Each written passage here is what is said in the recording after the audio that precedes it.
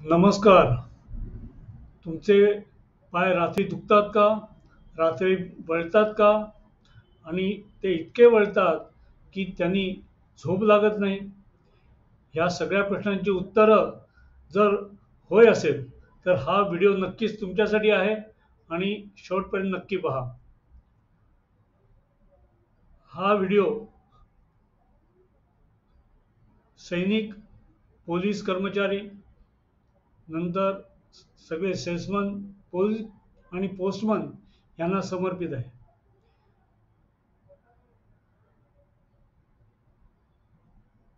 गेल्या भागात आपण स्नेहा चौधरींना भेटलो होतो. हसतमुख, मध्यम वय असणाऱ्या आणि दिवसभर काम करणाऱ्या अशा या स्नेहा चौधरी त्या त्या आल्या होत्या दवाखान्यात. खूप पाय दुखतात, पाय चालताना थकतात आणि उत्साह राहत नाही, चिडचिड होते वगैरे वगैरे सगळ्या तक्रारी घेऊन आल्या होत्या. त्यांना औषधं चालू झाली आणि औषधं चालू झाल्यानंतर त्याचा परिणामही उत्तम मिळाला आणि त्यानंतर त्या पुढे कित्येक वर्ष औषधं न घेताही चांगलं जीवन चालू होतं. पण एक दिवस पुन्हा त्या आल्या आणि ज्यावेळेला आल्या त्यावेळेला परिस्थिती अर्थातच वेगळी होती. कारण वय वाढलेलं होतं, वजन वाढलेलं होतं. मुली दोन्ही त्यांच्या मोठ्या झाल्या होत्या, कॉलेजमध्ये जात होत्या आणि त्यांचं जीवन मात्र काही बदललेलं नव्हतं. सकाळी स्वयंपाकघरामधलं काम करणं, पूर्वी 2च डबे होते, आता 4 डबे. पुन्हा जिने चढणं, धावत लोकल पकडणं, उभं राहून प्रवास करणं आणि तसाच उभ्याने प्रवास करून येऊन संध्याकाळी पुन्हा स्वयंपाकाची,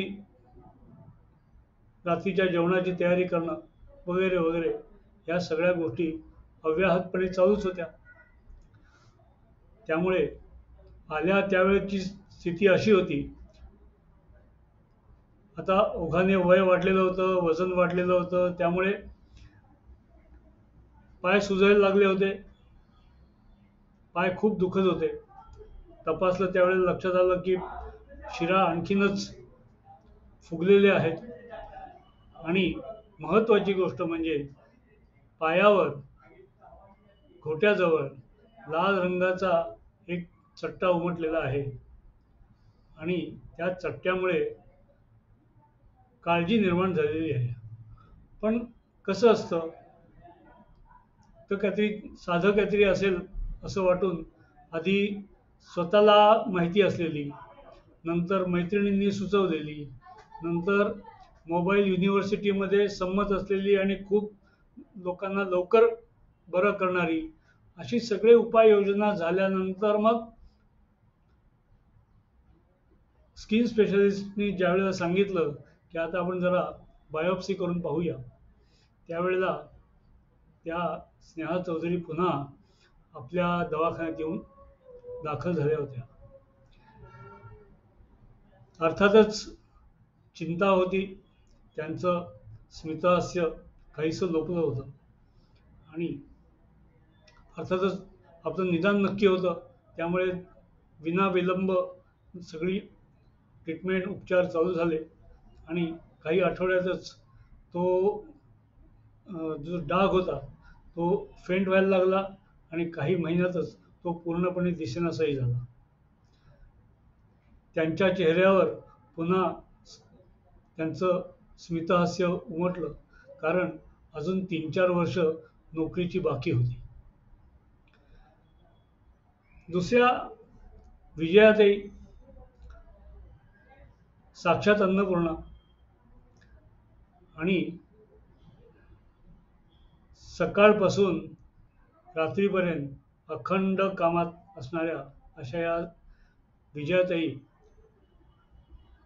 हसऱ्या, थोड्या हसवणाऱ्याही. सकाळी लवकरच त्यांना उठावं लागे, कारण त्यांचे पती लवकर कामावर जात, त्याच्या आधी त्यांचा स्वयंपाक डबा करायला लागे. ते करून मुलांना शाळेत पोहोचवण्यासाठी त्यांच्या त्यांच्या घरी जाऊन ती मुलांना जमा करणं, मुलांना शाळेत सोडणं आणि शाळा सुटली की ती शाळेतली मुलं पुन्हा घरी पोहोचवणं. आणि ह्या मधल्या वेळेत ज्यावेळेला मुलं शाळेत असतात त्यावेळेला वेगवेगळ्या घरांमध्ये स्वयंपाकांची कामं करणं, अशा प्रकारचा त्यांचा व्यवसाय होता. आणि हा व्यवसाय वर्षानुवर्ष चालू होता. पण आता असं झालं की त्यांचे पाय थकायला लागले होते, चालणं अशक्य झालं होतं, पाय खूप दुखायचे आणि थोडं चाललं तरी पुढे चालणं अशक्य होईल इतके दुखायचे, इतके भरून यायचे.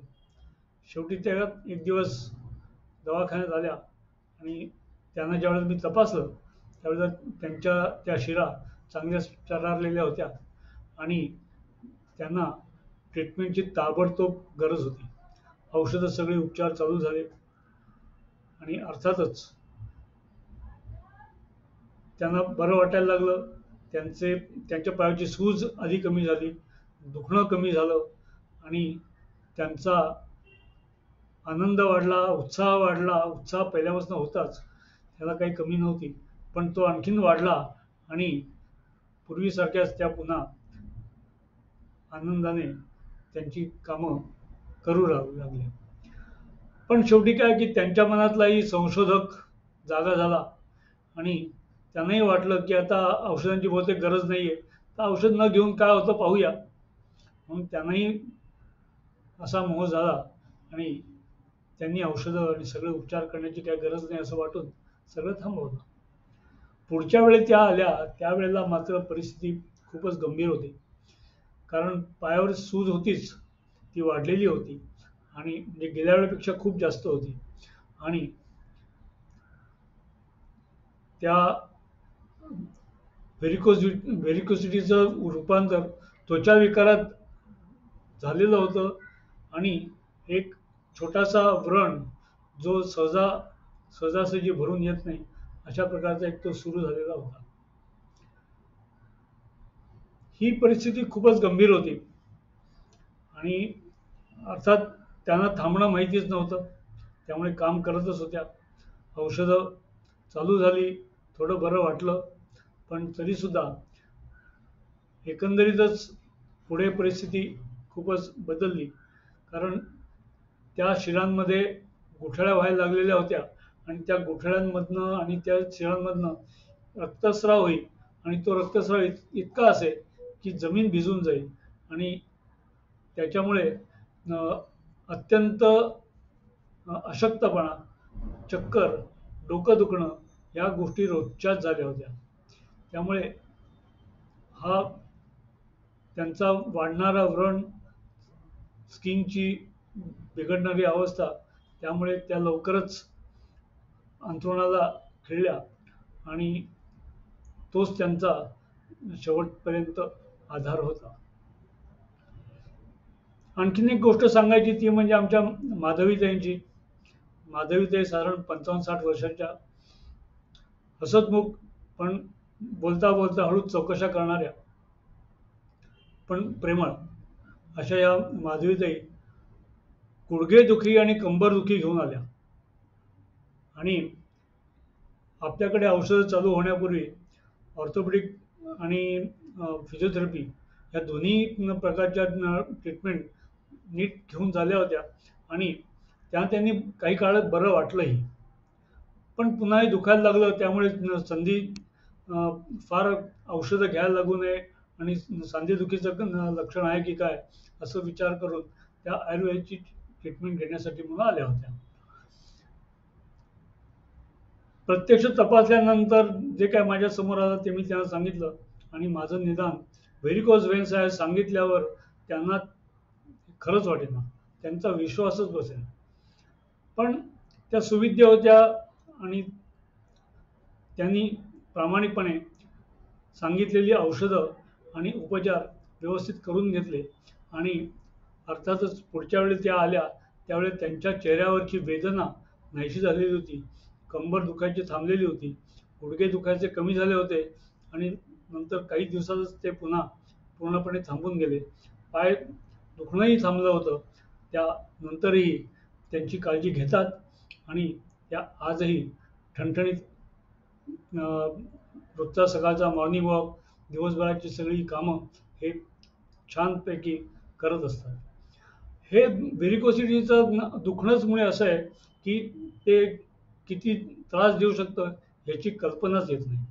त्याच्या पुढच्या परिणामांची कल्पना त्याच्या स्वरूपावरून सहजासहजी येत नाही आणि हेच त्याचं वैशिष्ट्य आहे. आणि हेच वैशिष्ट्य काय आहे आणि त्याच्यामध्ये प्रिव्हेन्शनसाठी काय करता येतं आणि ह्याच्यामध्ये खूप मोठा सहभाग ह्या वंशपरंपरागतेचाही आहे. तर त्यामुळे ह्या सगळ्या गोष्टीत आपण काय करू शकतो हे आपण पाहू आणि पुढच्या भागामध्ये आपण हेही पाहू की स्नेहा चौधरींचं पुढे काय झालं आणि आणखीन एक गोष्ट आपण पाहणार आहोत.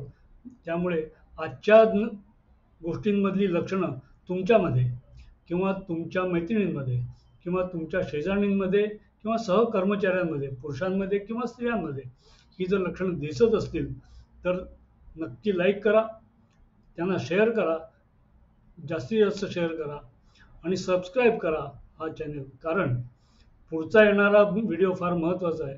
त्याच्यामध्ये व्हॅल्यू ॲडिशनच होईल याची खात्री बाळगा आणि पुढच्या आठवड्यात नक्की आपण भेटू. नमस्कार.